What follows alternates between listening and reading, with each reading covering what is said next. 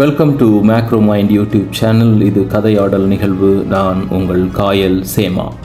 நீங்கள் வாரக்கணக்கில் தயாராக இருக்கிறீர்கள். ஒவ்வொரு வார்த்தையும் உங்களுக்கு தெரியும். ஆனால் அந்த மைக்ரோஃபோன் முன்னால் நீங்கள் நின்றபோது அடுத்த நொடி உங்கள் தொண்டை இறுக்கமடைகிறது, உங்கள் பார்வை சுருங்குகிறது, மேலும் நீங்கள் அப்படியே உறைந்து போகிறீர்கள்.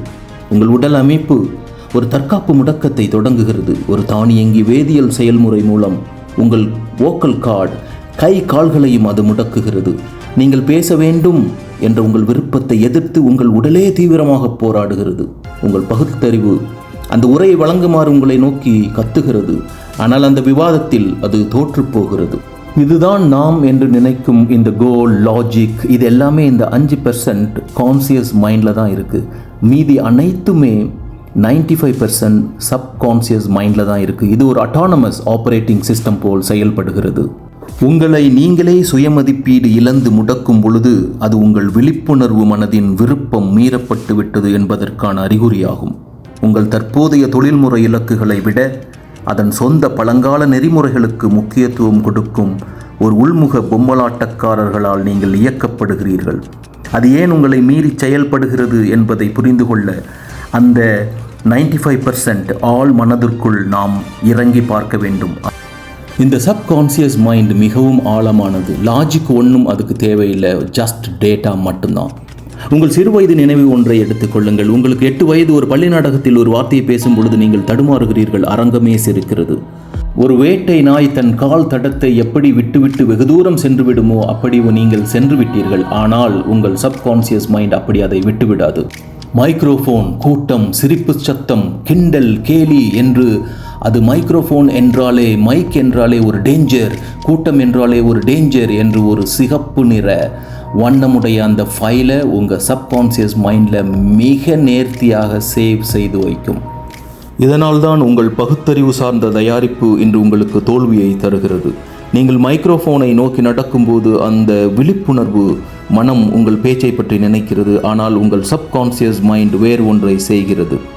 அது அந்த அறையை உற்று நோக்கி கூட்டம் மைக்ரோஃபோனை தன் தரவுகளுடன் ஒப்பீடு செய்து 2012 ஆண்டின் அந்த சிவப்பு கோப்புடன் சரியாக பொருந்துவதை கண்டறிகிறது. இந்த அமைப்பு உடனடியாக எதிர்வினையாற்றி மைக்ரோஃபோனை ஒரு அச்சுறுத்தலாக கருதுகிறது. அது ஒரு பயாலஜிக்கல் அலாம் போட்டு ஃப்ளைட் ஆர் ஃபைட் என்ற போராடு அல்லது ஓடிவிடு என்ற சூழ்நிலைக்காக அட்ரினலை சுரக்கச் செய்கிறது.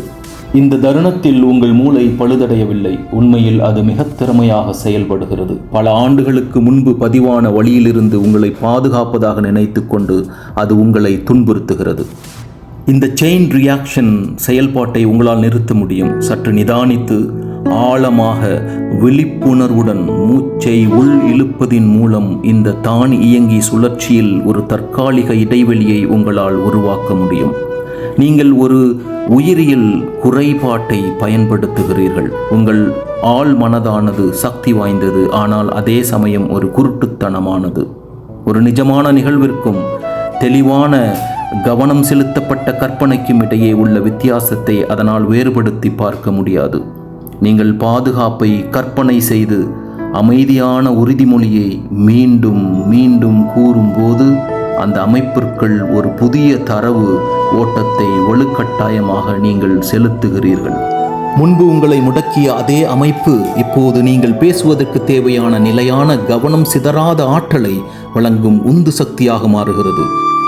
பழைய கோப்புகளை நீங்கள் தொடர்ந்து இயக்க அனுமதிக்கும் வரை மட்டுமே நீங்கள் உங்கள் கடந்த காலத்தின் கைதியாக இருப்பீர்கள்.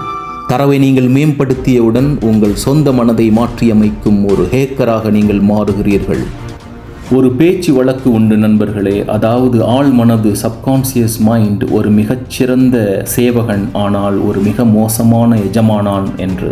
அது உண்மைதான். நாம் நம்முடைய சப்கான்சியஸ் மைண்டை நம்முடைய விழிப்புணர்வின் மூலமாக நான் ரொம்ப செக்யூராக இப்போது உணர்கிறேன். முன்பு நடந்தவை இப்போது எனக்கு நடக்கப் போவதில்லை. மூச்சை உள் இழுத்து நீங்கள் பேசுவதற்கு முன்பாகவோ ஒரு நல்ல விடயத்தை தொடங்குவதற்கு முன்பாகவோ கண்களை மூடி மூச்சை உள்ளே இழுத்து ஒரு ஆஸ்வாசப்படுத்தி கொண்டு உங்களுடைய சப்கான்சியஸ் மைண்டுக்கு நான் இப்போது மிகவும் சேஃபாக உணர்கிறேன், everything is going to be all right, all is well என்று கூறிக்கொண்டு மிக தைரியமாக எந்த ஒரு விடயத்தையும் நீங்கள் செய்யுங்கள். இந்த நாள் இனிய நாளாகட்டும். subscribe and support our Macromind YouTube channel.